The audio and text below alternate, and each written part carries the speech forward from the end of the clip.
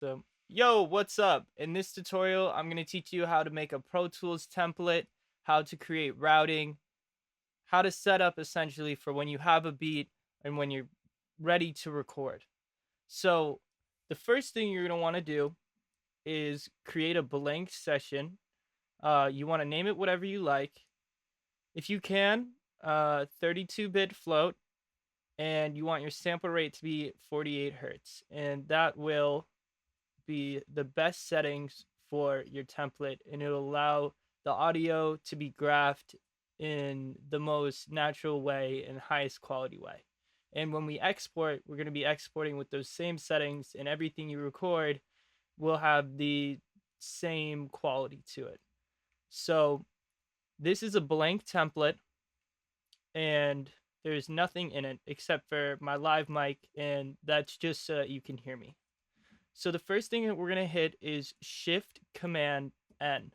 And this is our audio track window. This is where we are going to create tracks. So what we're going to do here is we're going to create 9 mono tracks, and we're going to recolor these so that they are red. Or you know what we'll do is we'll color them light blue, and we'll make the first one red. Okay, cool. So these are going to be our recording tracks, or this track right here is going to be the track that we record with, and then these are going to be our comping tracks, and we're going to change those shortly. But before we do that, we're going to make another audio track, and it's going to be stereo. We're going to put this at the top.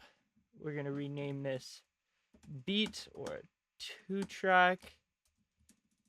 And so when you load in your beat, this is where you're going to put it, and we can disable the input because we don't need it. Press Control Command Click to disable and enable inputs and outputs. So here we have a record track. Here we have these tracks. So the first thing I'm going to do is I'm going to take these first few tracks right here. I'm going to send them to a new track, and this one's going to be an auxiliary track, and this is going to be lead vocal comp, or lead vocal bus. All right, and then so all of these tracks are now being sent to this track. So this is where we can have our processing, and one thing that you can also do is send this recording track to there as well, so that you can hear what you're recording. And that is like, honestly, you could stop right here and you would be okay to record lead tracks, but since most people also record background vocals, we're going to name this BG Vox Bus. And this is where we're going to be sending our background vocals. And so now we can have different processing on our leads and different processing on our BG bus. And so let's just change the background vocal colors that we stay organized. And so we're going to change this to a new color, and you can even rename these if you want. You can say BG next, BG2 next, BG3. And we can go ahead and do the same thing here. Lead 1, lead 2, lead 3. Okay, cool. So now we have our leads and our backgrounds, and then what we can do with these right here is we can send these to another new auxiliary bus, and we can say these are ad lib. All right, so we'll just say lib 1, lib 2. Cool. And then we'll change the colors of these as well, give them a new color, something that contrasts. Awesome. And then we'll change this because I don't like this vibe. Colors are cool because you can completely change the feeling of like what you're recording. So don't sleep on that aspect. I like this shade. It seems more serious. All right, so Now, what's unique about this, so let's say that we record a track really quick. So let me just record on my live mic, but pretend that I recorded it right here. Um, so we have this take, and you can press C on your keyboard as long as this right here is yellow. You can press the semicolon to go down or P to go up. And let's say this is a lead vocal. You can post this or paste this here. Now you have a lead, or if we have a background, you can paste that there, and it's V to paste. Or if it's an ad lib, you can paste it here. So if you do that, then your workflow will be super chill. So you record up here, and then you paste your takes.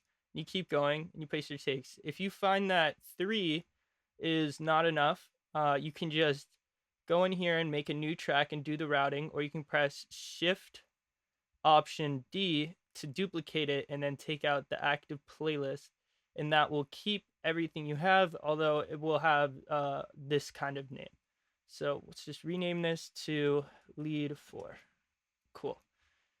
And so this is a pretty good template right now.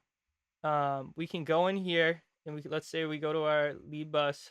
We can add on an EQ or whatever processing you want.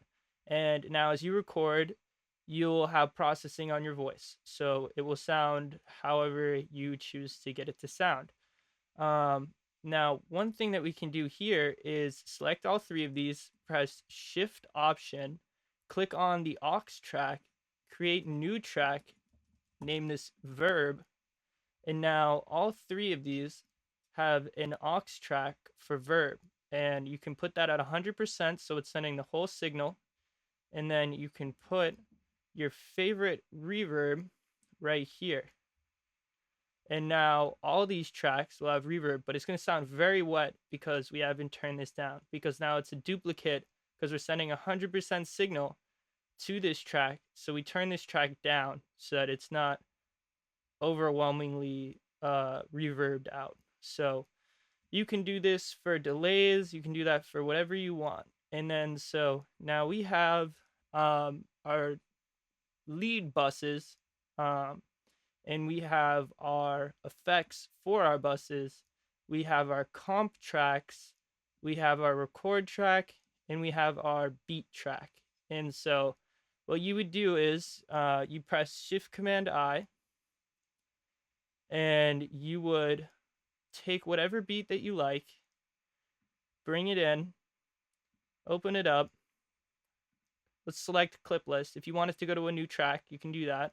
But I want to go to the clip list because I don't want to make a new track. I have it organized the way that I like. And then you can drag it in, and now you have an instrumental here, and you can now record over this. If you have the information, such as the BPM, you can enter it right here. And if you want auto tune, you can load that up, and you can use a key finder if you can't find the key. So that's something that we can put into the template as we are using it. So right now we have a pretty good thing going on right here. But let's take it one step further and let's sum our buses up to one new track called All Vox. Now, all of these are going to be controlled right here. So if we turn this knob down, it's going to turn down all of these knobs. And we're going to do the same thing for our effects. So if you have a bunch of effects, this can be really helpful for, creating separation once you're further into the recording stage and you have a bunch of tracks that have a bunch of effects on it. So we're going to name this All FX. All right, great. So I like to have my sends all the way down at the bottom, and I make them really small. And then, so this is what I see. So I just see the main things. All right. And then, so the very last thing that we do is we select all Vox and all effects, and we go to a master track. Awesome. So this right here is where we'd put like a limiter on or your mastering chain, depending on how much you mix and master. So let's just imagine this is here. And let's say that we have like an EQ here and then auto tune all in these. Then when you go to record and you drag down, you essentially have a fully mixed and mastered song. And then so if you really want to take it to the final stage, what you do is you send this to an audio track and you name it print. And what you would do here is you would enable the record button and then you would record your master track into it. And the reason why some engineers do this, like myself, is because all the plugins that you have in your session, um, they get recorded. So it's very, very much so real time plugin activity that you get to record right here. Or if I'm doing an analog mix, this would record all of my analog choices and decisions, right?